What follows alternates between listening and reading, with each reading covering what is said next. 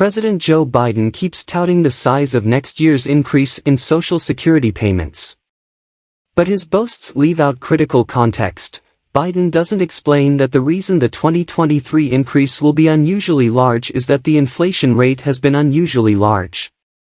Nor was that context included in a misleading post from the White House's Twitter account on Tuesday, a post the White House deleted on Wednesday after it was widely criticized and Twitter affixed a fact-check to it. In addition, during a speech in Florida on Tuesday, Biden falsely claimed that the 2023 increase in Social Security payments will be the first increase in 10 years. In fact, there was an increase in every year of the Trump administration and the first 2 years of the Biden administration. The spin and the facts. Biden has repeatedly noted in recent weeks that Social Security payments will rise substantially in 2023. He has invoked the increase while reciting his accomplishments as president. On our watch, for the first time in 10 years, seniors are going to get the biggest increase in their Social Security checks they've gotten, Biden said in a speech last week at a Democratic fundraiser. The White House's Twitter account, which has more than 8 million followers, was even more direct in crediting Biden for the increase. Its now deleted Tuesday tweet read, "Seniors are getting the biggest increase in their Social Security checks in 10 years through President Biden's leadership." It's true that the 2023 increase, 8.7%, is the biggest in years, actually the biggest since 1981. But that's not because of any positive Biden achievement. Facts first, the increase in Social Security payments in 2023 is the biggest in years because the inflation rate has been the biggest in years. Under a law passed in the 1970s, Social Security payments must be increased by the same percentage that a certain measure of consumer prices has increased. The increase is known as a cost of living adjustment, or COLA. Why will there be an 8.7% cost of living adjustment in 2023? Because average prices in the third quarter of 2022, as measured by the Consumer Price Index for urban wage earners and clerical workers, CPIW, were up 8.7% from average prices in the third quarter of 2021. Asked about the White House's assertion that President Biden's leadership is responsible for the increase, Gary Engelhardt, a Syracuse University economics professor who studies Social Security, responded, "This assertion is incorrect. The Social Security COLA is mandated by law, and has been for decades, and is tied to the rate of increase in the Consumer Price Index, i.e., inflation. President Biden has control over neither." From a political standpoint, it is a decidedly positive spin on a problem, inflation, plaguing his approval ratings, Engelhardt said in an email on Wednesday. Mary Johnson, Social Security and Medicare policy analyst at the Senior Citizens League, an advocacy group, also dismissed the White House claim. If inflation climbs, then seniors will get more in their Social Security checks the following year to protect the buying power of their benefits.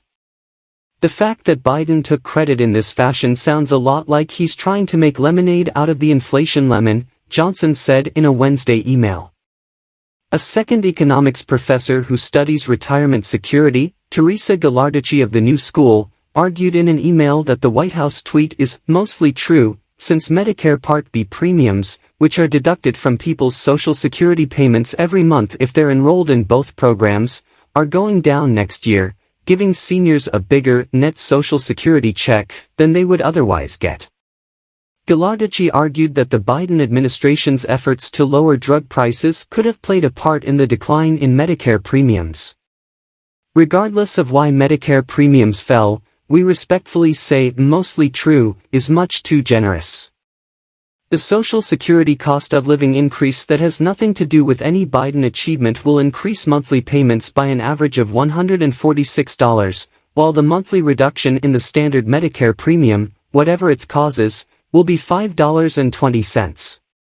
In other words, the vast majority of the reason that seniors will get more monthly money in 2023 is because of inflation, not because of any success on keeping drug prices in check. Asked at a Wednesday briefing about why the tweet was deleted, White House Press Secretary Karine Jean-Pierre said, "Look, the tweet was not complete. Usually, when we put out a tweet, we post it with context. And it did not have that context. Biden's false claim on Tuesday.